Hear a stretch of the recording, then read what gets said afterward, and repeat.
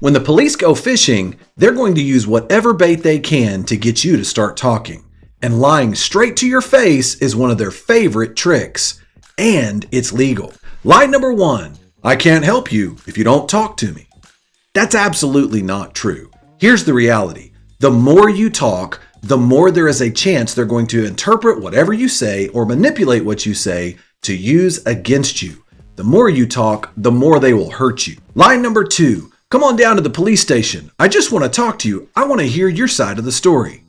Look, in reality, it's never going to work that way. This is a professional interrogator you're dealing with. Detectives are trained to make you feel comfortable. Come on down to the station. But once you get into the station, they're never going to let you just tell your side of the story. They're going to begin to pelt you with questions. Yes or no answers required.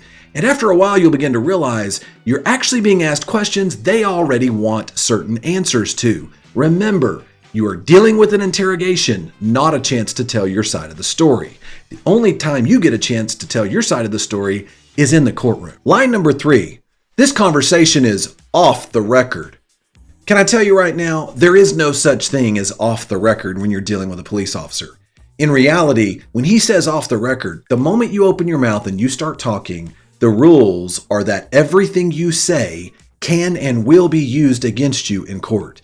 In fact, the moment you begin to open your mouth and answer these questions, the officer is going to use whatever you say and either interpret it, manipulate it, or just decide they're going to use what you say and tie it together with other information to establish probable cause for your arrest and ultimately attempt to convict you in court. What do you say?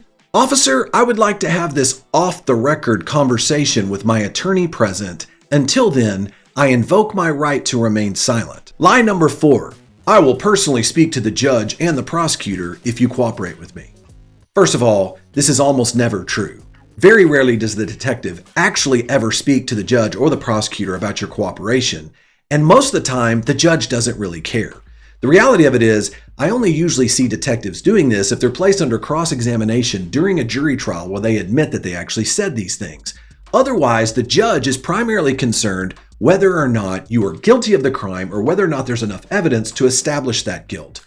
Same thing with jurors. At the end of the day, you very rarely see any brownie points being given to someone for cooperating, but you'll be punished through and through if you open your mouth. Lie number 5, someone else has already confessed to the crime and they told us what you did.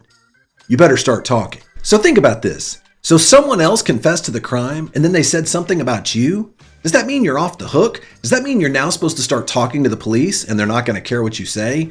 They're lying to you. Don't fall for this one. Absolutely tell them you're going to remain silent. Line number 6. We already know what happened, and if you don't tell us what happened, it's going to get worse for you. Maybe they do, or maybe they don't really know what happened. But you deciding to open your mouth is not going to help you one bit. Let's think about this for a second. If they already know what happened, they would have already arrested you. Why even speak to you about it? If they don't know what happened, anything you say is not going to talk your way out of this situation, because if the officer already believes you committed this crime, they are going to choose to hear what you say to fit the puzzle pieces that make them believe they have evidence to arrest you and convict you. Everything you say can be manipulated and twisted to fit the narrative of the police officer, and that can result potentially in your conviction. Line number 7. Just take this breath test and I can determine you're sober and I'll let you go home. Let me tell you this, I've seen enough DWI arrests to realize if a police officer is going to offer you a breath test, he wants to use it as a means to determine your guilt, not your innocence. The moment you blow into that breath test, even if you might happen to be under the legal limit, he's going to have you give this evidence along with your field sobriety test so that he can get you off the street and you're spending the night in jail. What if trying to be your friend doesn't work? Then what'll happen is the police will start trying to scare you. Lie number 8. We found your fingerprints at the scene of the crime. Now, think this through for a second. If the police come to you, particularly soon after the event that supposedly took place, if they come after you and they say, hey, listen, we found your fingerprints at the scene of the crime, you have to ask yourself this question. If they found my fingerprints, why aren't they just arresting me right now? That is a good indicator they're lying to you. And by the way, if they come to you, particularly soon after the crime, and they're claiming they already have your fingerprints, it's not like they immediately know which fingerprints will match, and they have to have a copy of your prints. Almost always, when someone tells me they have a fingerprint match, I can tell you the police are likely lying. Lie number 9.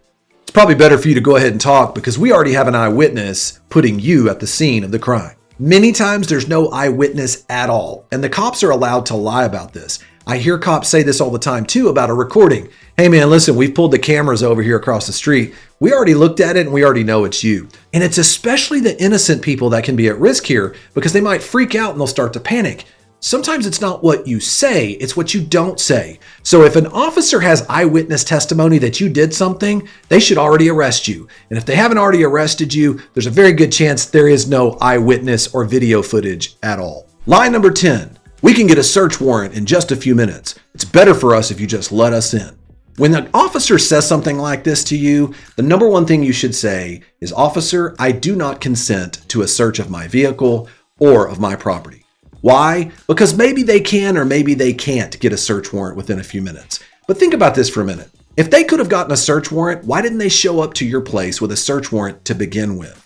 Otherwise, there's very little chance that they actually have enough evidence to establish a search warrant, and they're merely on a fishing expedition looking to see if you will be naive enough to allow them to come in to search. The moment you let them in the door without a search warrant, you're giving up the opportunity to suppress evidence that was illegally obtained through the efforts that they created with their search warrant. Lie number 11.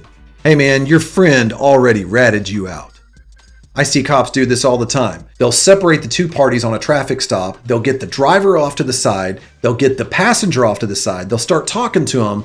Then they'll walk over one to the other and they'll say, "Hey man, just had a conversation with your friend over here. He told me the drugs in the car were yours.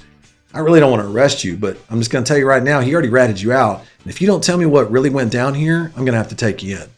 Please understand, police can lie about exactly this issue. If the police already had enough evidence from someone else putting the finger at you, they could just arrest you. It's important to say, "Officer, I exercise my right to remain silent, and I'm asking to have my attorney present for any further questioning."